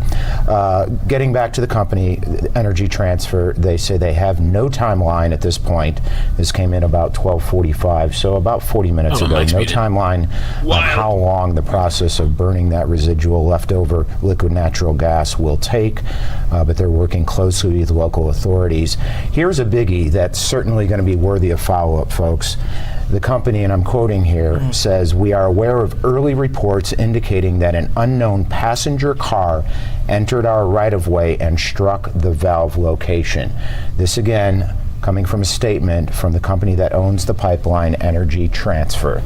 And you can see there, just to the north of Spencer Highway, And when we zoom in, there seemed to be, I think it was a white small sedan, at least that's what it appeared to be. And let's see if we can take a look as it's zooming in. And it was burned out, so it didn't appear to have any markings from the company or anything like that. And it looks like they are designating this as an unknown passenger car and not as a company vehicle or a subcontractor's vehicle. And again, the way the company statement was wording it, we are aware of early reports. So Energy Transfer is not definitively laying blame as this is the cause of how this valve station was compromised and struck, but certainly that is going to be worthy of follow-up, because there are just a dozen questions that everyone immediately has. Once you see that vehicle and its proximity and the state of the vehicle. What was it doing there? Why was it there? Again, this is fenced off as well. Correct. And this is a right-of-way, as we've been talking about this morning, ladies, that contains multiple pipelines from multiple companies.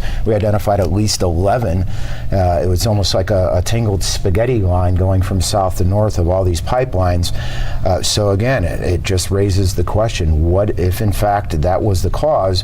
What is this car doing? Who did it belong to? What business did the driver have there? Lots of things authorities are going to be looking at.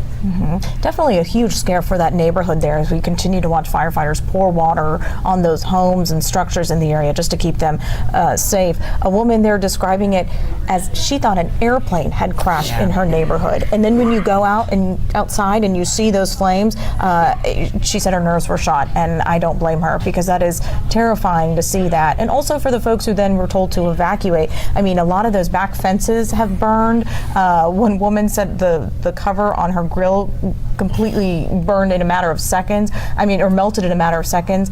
Folks grabbing loved ones, grabbing pets, grabbing, as we heard from one man, medications, because they don't know where they're going to be staying tonight, trying to get out of their homes as soon as possible. But very scary when you see those flames and as high as they've been. When you talk about a pipeline running through your backyard, I mean, that's quite literal. Their backyards are butting up to this right-of-way here.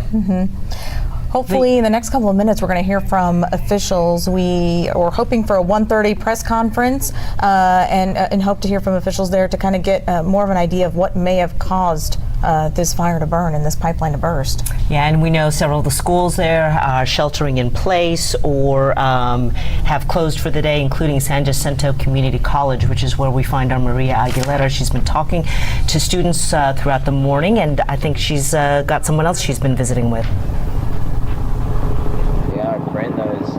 Yeah, Sherman, we're actually here right now, and within the last hour, students started leaving as that shelter in place was lifted and the campus closed down, like you said. Now it's basically empty, and students are just trying to make their way home, those that can. I'm joined with Ethan Little right now. It's his first year at San Jacinto Community College, and he actually can't go home right now because his neighborhood is right next to that fire, and he says that it's actually right across from them, and so that neighborhood is currently under an evacuation order. So talk to me about that, when you found out about this. So my friend Aiden and Chase, he told me that you can't enter and you can't leave, but they just now started letting people leave. I found that out around 10, and after that I just haven't returned. Talk to me about what does it feel like just even looking at that fire and knowing that it's so close to your house right now? I'm a little scared just because the fire may go on for longer, and I don't know how far the fire is going to get. Firefighters are on my house with a water hose right now, so I just don't really know what's going to happen. And what is your plan about where do you want to go? You said that your parents are currently at work right now. I mean, they can't go back home even if they wanted to. Where are you going to go after this? I'll probably go to a friend's house, just chill out and just watch the news probably. Yeah, talk to me about, you were talking about your friend and how he actually was helping your neighbor get some of y'all's stuff out of the house and into a van. So right when he realized, he woke up, and then after that, so he asked his neighbor to use his white van, and he said yes, and grabbed all the valuables and got all the electronics, everything that's worth a lot, and also he helped him out, our neighbor. So what are you hoping for now? I mean, just seeing this, did you think that it was going to go on this long? Now it's been about 3 hours that it's been burning, and it's still pretty massive. It was bigger earlier, but I mean, that's still pretty big flames, and we're not that close to it. How many minutes do you think it takes for you to get home usually?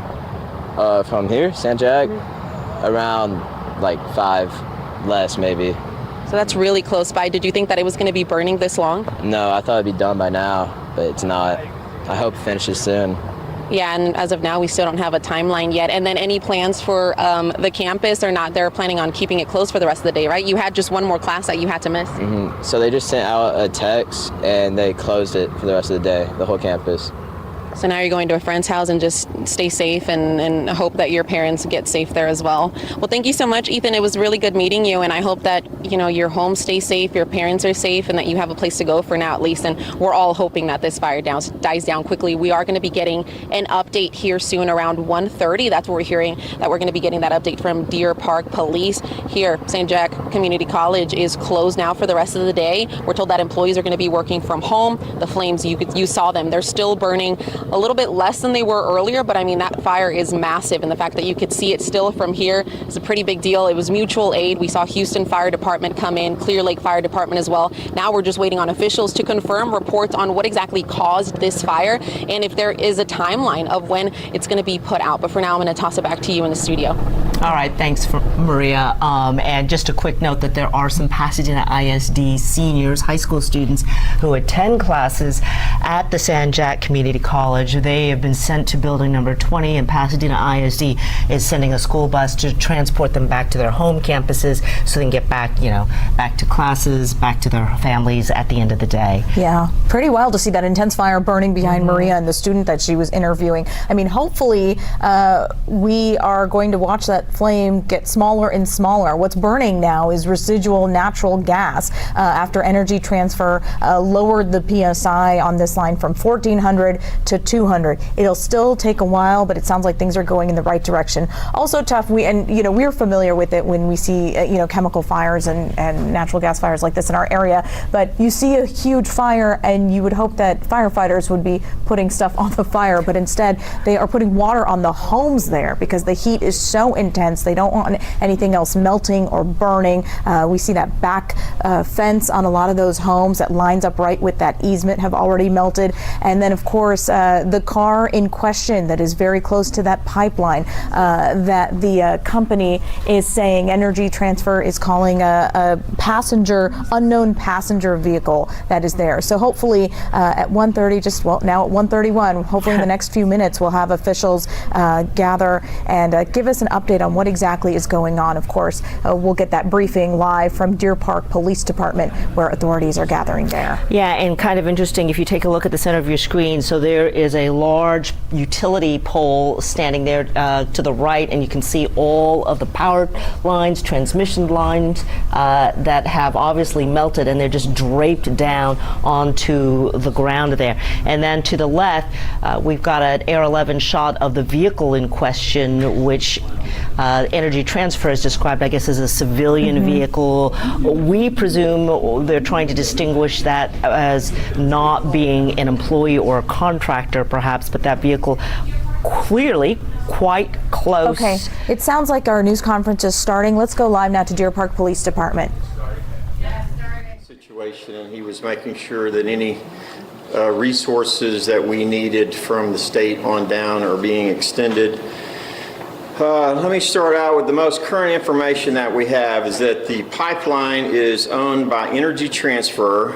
The fire is contained to the extent that we've got a perimeter set up, and some levels of evacuation have been conducted, and the pipeline source is being shut off, and there's a time frame that's going to be extended to hours, I will just say, on how long it's going to take for that product to be burnt off. We've got evacuations that have occurred, which many of the surrounding businesses, there's too many to list, but HEB, Walmart, we've got 2 schools, Heritage Elementary, College Park Elementary. We've got shelter in places for James Baker and San Jacinto College. The Jimmy Burke Activity Center on 13th Street is set up for any of the evacuees or people in the impact zone that need a place to go. Partners that are working with us on this situation is LaPorte, Pasadena, Harris County Fire Marshals, Harris County Pollution Control, the Deer Park Fire Department, Pasadena Fire Department, LaPorte Fire Department, and we have constables here from Precinct 8. We've got Tatum here. So all the resources that can be extended are here and present. Again, we're just in a containment mode to any of the facilities that are in close proximity. As you can see with the cameras, that the fire is it's very hot.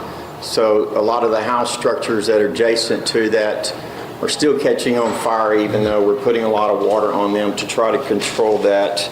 I'm sure as we go through the day, there's representatives from Energy Transfer that will be here to start assisting and working with anybody that's displaced, and we'll be putting out that information here shortly in a press conference on where anybody that's in the impact zone, which roughly is about a half a mile from proximity to the fire itself.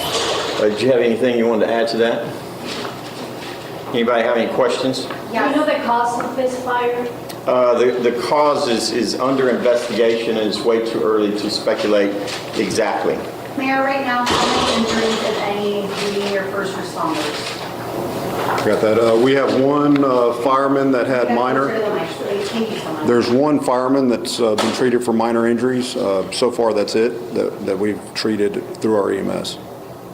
Can you guys talk a little bit about the rotation of the first responders right now? Obviously, it is very hot outside. Obviously, this fire is really big, shooting up hundreds of feet in the air. Can you talk a little bit about how you guys are approaching this response-wise? Yes, we've been in contact with the command staff on scene, and they have requested that we send some buses out there for rehab of the firefighters.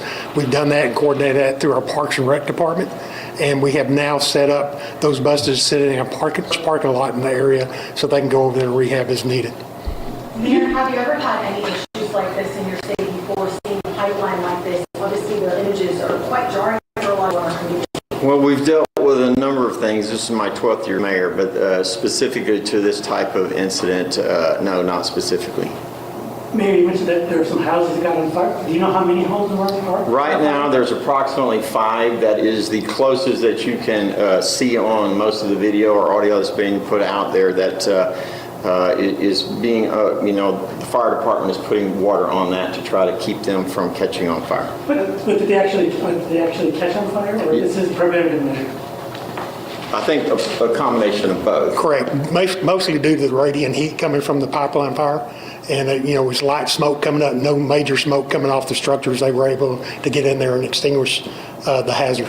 So the fire, I want to double check, the fire occurred in Deer Park, but I know there's some damage in LaPorte, but I just wanted to double check that where the fire took place, that's Deer Park. Correct. Some of the fires that have gotten the grasses and affected by the power lines, are those contained to your knowledge? Correct. The grass fires on the pipeline right away appear to be contained. Of course, we still have some smoke in utility poles, and as they can get in there later on to assess that and get close enough when the fire dies down, they'll be able to extinguish that. And the status now of the number of customers affected by the power outage? I don't have that number.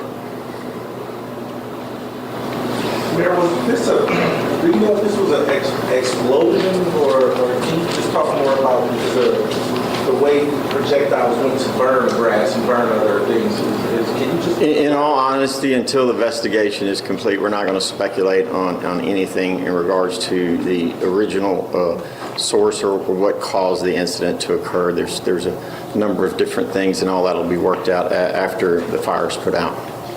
Mayor, how hard is to contain this fire at this moment? It's been, for hours like that. Okay, so the product in the pipeline is just going to have to burn off. They've shut the pipeline down, and until all the product that's in that pipeline burns off, it will be hours, if not into tonight or tomorrow. It'll be a while before it goes out, but it's just something that we're going to have to wait until all that's burnt out. Do we know what's burning? What? Do we know what's burning? It's a liquid natural gas. And once it actually burns out, I guess we still have to evaluate before you'll be able to let relatives back in? Hours. That would be a good assumption. Is there any threat to the environment? Not to the best of our ability, but I know there's multiple agencies, including the county, that's doing air monitoring. But I would not suspect there's any health danger as far as environmental impact, but all that's being monitored. So you mentioned that it could be up until tomorrow. Is there a possibility that more homes could be affected? No. The company's statement had mentioned something about an unknown passenger car that may have struck the valve. Any knowledge about that? That's going to all be part of the investigation. It'll get worked out after the... Going back to her question about the possibility of potentially fire spreading, how are you so sure that it's not going to happen? Can you It's contained to that one isolated spot. That's what we know.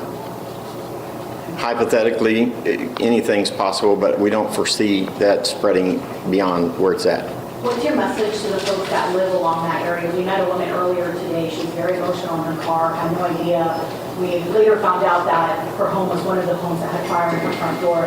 Can you just explain what you tell to people in that community that unfortunately are being impacted by this? It would be concerning to me if I were to know I couldn't go home this evening. So sure, it's going to be a situation that we're all going to have to work together, including with the Energy Transfer Company, to find everyone in that impact zone a temporary situation to make sure they have what they need, whether it be starting tonight. Hopefully, in most cases, as we know through any of these incidents, family is going to play a major role in giving places a short term for people that are displaced. But there will be some that are displaced, whether it be directly from the fire or potentially from power outages, because through that area is also a main distribution line of power. So all of that will be dealt with and mitigated to the best of our ability. Is the Red Cross assisting you all with any of that? To the best of my knowledge, I haven't had any communication with Red Cross. Most of it is just dealing with the county itself. How many total homes are in the evacuation area? I don't have a specific count on that. That's probably just guessing, and like straight evacuated was probably 50. The ones that are going to be impacted by it from power, it's going to be significantly more than that. Can you talk to us about to go back to check on the belongings, or is that going to wait until after? Once it's safe, we'll let people back in, but the product has to burn out of that line enough that the temperature gets down where it's safe for people to move back in before we'll let anybody back in. Talk to us about the process that went into place, the gears that started turning with the help with everyone coming in, setting the parameters to fight this. Just talk to us about the process that everything that happened. You're good. Yeah, go ahead. All right, once the call went out, our fire department responded. LaPorte Fire Department is right down the street from there too, so they automatically responded. From an emergency management standpoint, I was in contact with the city of Pasadena, Harris County, TDM, and LaPorte. And we all started working together and get the wheels rolling on all those type of things. Once the fire department was down there, they coordinated with the EMS for anything, and then they set up a command post, a unified command post, and was coordinating the response from that location. And we also were working with Pasadena, sent us their drone team, so we've been monitoring drone footage from the scene and keeping an eye on things that were going on there. I've seen officials from Baytown, or fire first responders from Baytown, about how many, it's all over pretty much as you guys have? Well, mostly, I know initially from LaPorte, Deer Park, and Pasadena, and we requested some assistance from SEMA, Channel Industrial Mutual Aid, for some manpower, LaPorte EMS, and Deer Park EMS as well. So I would imagine there's probably a good over 100 responders out there. Could each of you identify who you are? Yeah.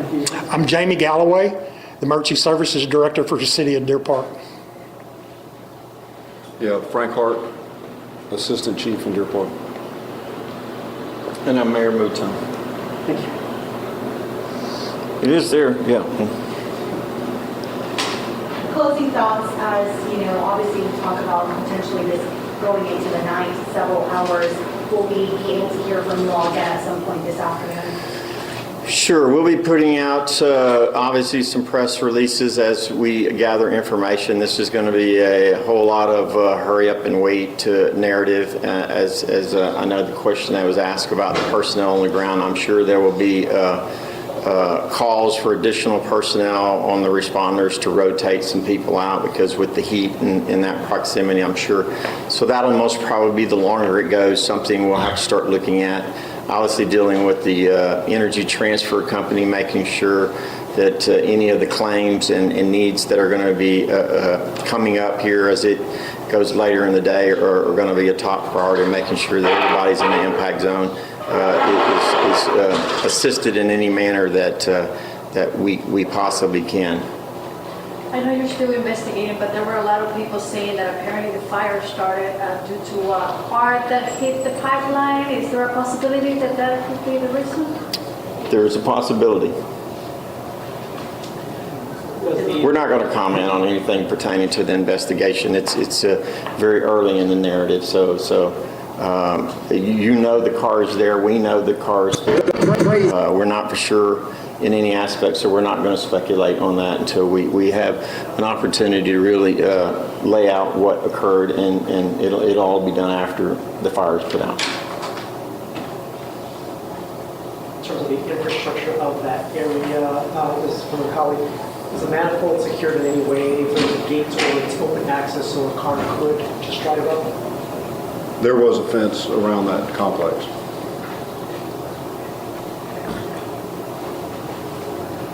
Thank you, Mayor. Who's doing the Spanish report? Not me. We were not prepared to do that, sorry. Did we run out of questions? Perfect time to walk off. That's a first. Thank you guys for coming. We'll be here the rest of the day, obviously, come anything. All right. So they're saying this thing can go on for hours and hours. They cut off the line. The last time they said it was like 1,400 PSI and they cut it down to 200, but now at the presser, they said they cut it off completely. And so it just has to run out, but this could last hours, like even till tomorrow. Wild. So the people that live there close by, they can't be in the houses. Who knows what's damaged? And they're trying to put water to keep things cool. But oh my God, I can imagine the damage and the inconvenience and holy moly. And what's up with this car over here? This car that's like right next to the burning pipeline. What the? What's up with that? Whose car is that? Well, all right, so we're going to come back to the main channel at 3:30 p.m. Eastern. They're having a press conference, a media briefing on the Trump shooter. Trump shooter, man. Mang? Come on, Mang.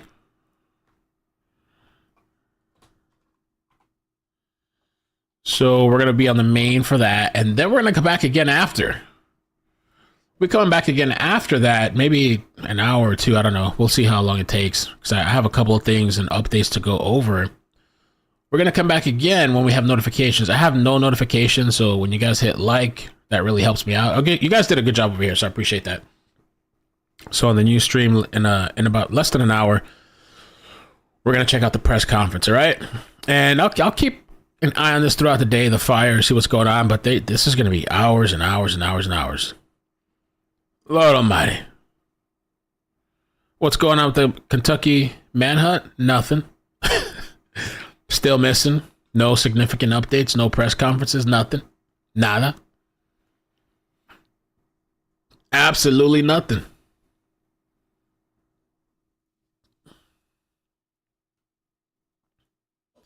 Nada. So we'll be back in a little bit. Gonna take a little mini break. And I'll be back. All right. Love you guys. Bye. Bloop, bloop, bloop, bloop, bloop, bloop, bloop, bloop. See you in a bit. I'm going to redirect you guys. If the redirect doesn't work, here's the link, though, in case it doesn't work. Here's the link right here. Bloop, bloop. All right, that's the link to the new live. I'll see you guys in a bit. Set a reminder because there's no notifications, right? It could melt.